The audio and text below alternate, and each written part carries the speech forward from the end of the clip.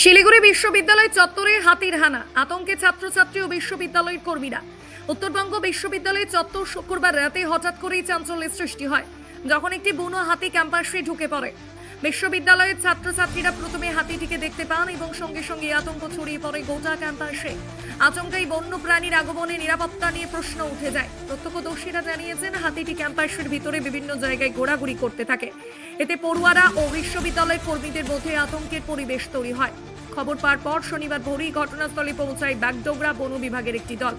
বন দপ্তরের তরফ থেকে জানানো হয়েছে, হাতিটিকে ক্যাম্পাস থেকে নিরাপদে বের করে পুনরায় জঙ্গলে ফিরিয়ে দেওয়ার উদ্যোগ নেওয়া হয়েছে। আপাতত বন দপ্তরের নজরদারিতেই রাখা হয়েছে হাতিটিকে। পরিস্থিতি নিয়ন্ত্রণে রাখতে ক্যাম্পাসে নজরদারি জোরদার করা হয়েছে। বিশেষজ্ঞদের মতে, জঙ্গলের খাদ্য সংকট ও বসবাসযোগ্যতার অভাবেই বন্য প্রাণীরা প্রায়ই লোকালয়ে চলে আসছে। উত্তরবঙ্গের বিভিন্ন এলাকা আগেও এমন ঘটনার সাক্ষী থেকেছে। বন দপ্তর পরিস্থিতির উপর নজর রাখছে এবং হাতিটিকে নিরাপদে ফিরিয়ে দেওয়ার চেষ্টা চলছে।